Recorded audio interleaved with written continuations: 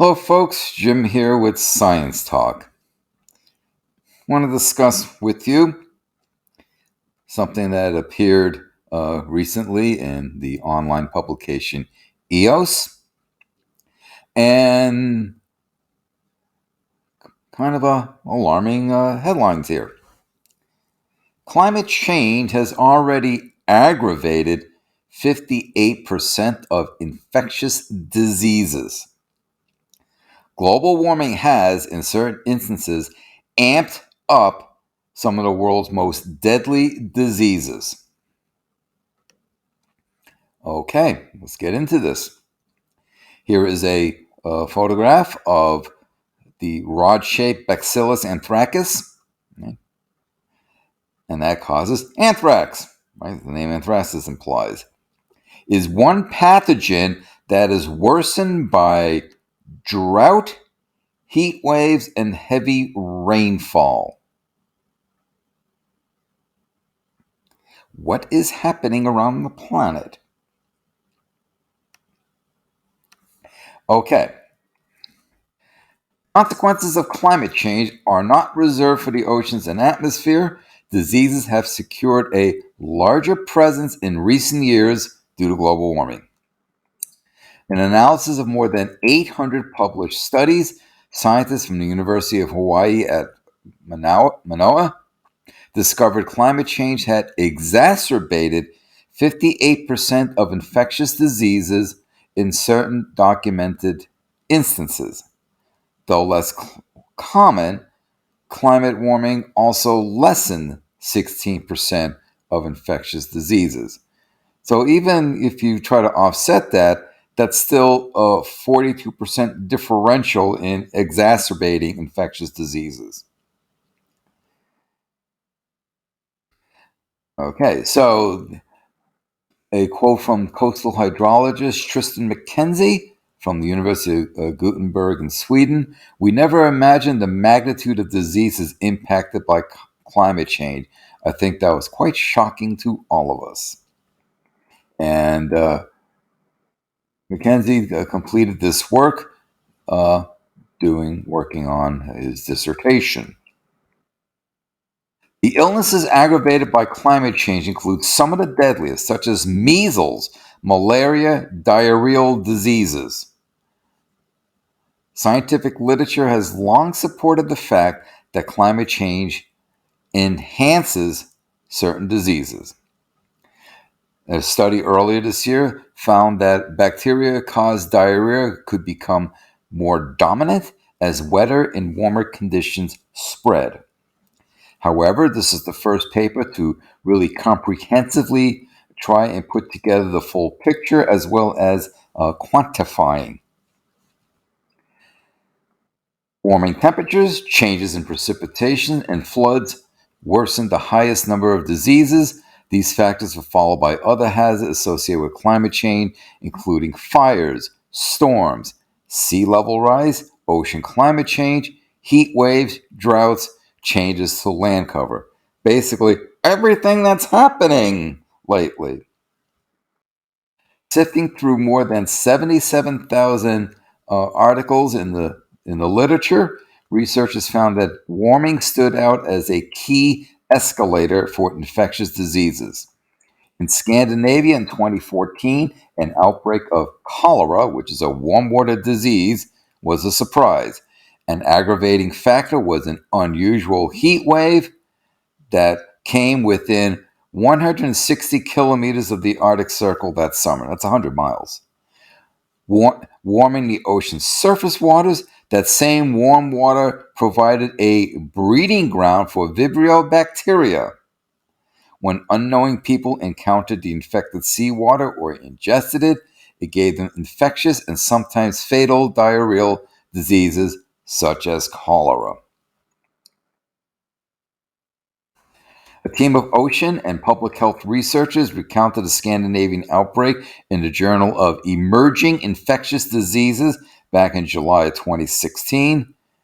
And that is just one of the published works that contributed to the current research that we are discussing. In total, The study found that warming aggravated 160 diseases. 160.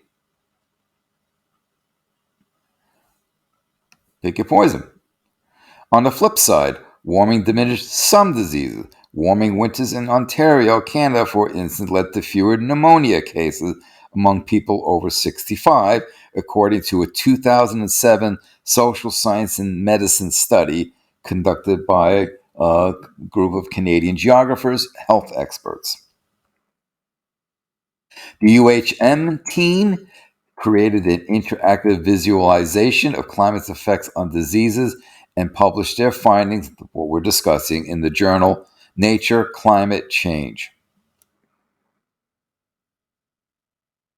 Although the literature review excluded future projections, McKenzie views the latest result as a conservative estimate.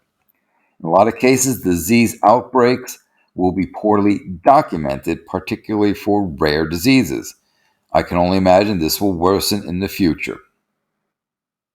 A modeling study out earlier this year in Nature suggests that the number of viruses crossing between species will increase in the coming years as climate change alters the geographic ranges of thousands of mammals worldwide. Basically, if the animal vectors, start moving, start expanding their range, so will the diseases follow them and go with them, and they expand their ranges as well, increasing the opportunity for increased contact, increased infection. Epidemiologist and spatial demographer Josh Colston at the University of Virginia School of Medicine said that the latest study sorted through a tremendous amount of information. Well, if you're going through 800 papers, yeah. Looking at basically all the climate effects and all the infectious pathogens in one paper is extremely ambitious. Again, going through 800 papers, yeah. And basically, he goes on to say that we have to take this problem seriously, and so on. Now, granted, this paper did not look at future projections, but I want to add a very important aspect to this as we look at Bacillus anthracus, and namely, what happens as the permafrost thaws? What pathogens are waiting to be released upon thawing? Pathogens that humans may never ever have any contact with at any point in history, and then we're suddenly exposed to these potential disease organisms. If we've never had any contact with them, if we have no evolutionary memory, the interactions will not be very good. If at the very least, probably make a bunch of people really, really, really ill, or you kill a bunch of people really, really quickly. As an example, now granted, this isn't microscopic, but macroscopic, but still, considering that microscopic organisms are known to be even really hardy in basically laying dormant in extreme conditions. A couple of years back, a couple of Russian scientists found some worms frozen in the ice somewhere in the Eurasian landmass, probably out in Siberia.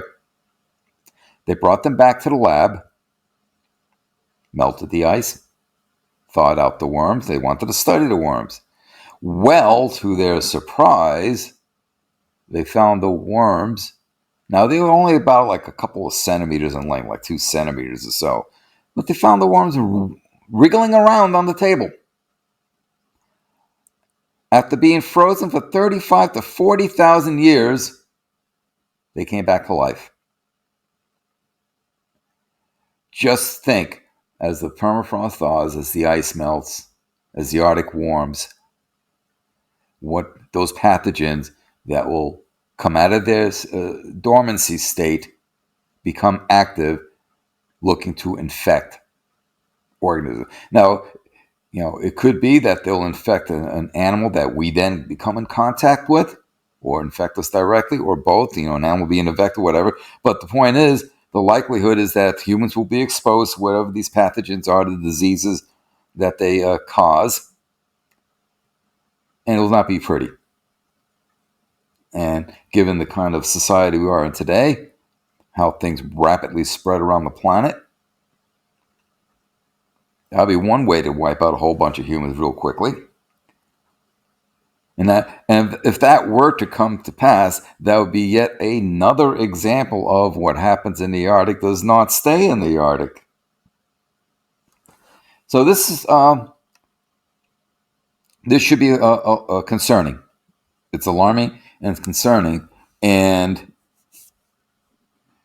we need to be diligent on it. That means getting the health agencies, the infectious disease agencies, have them basically get more funding to ramp up, preventive measures, etc. So it's not just the heat, the droughts, the precipitation bombs, the crazy chaotic weather patterns.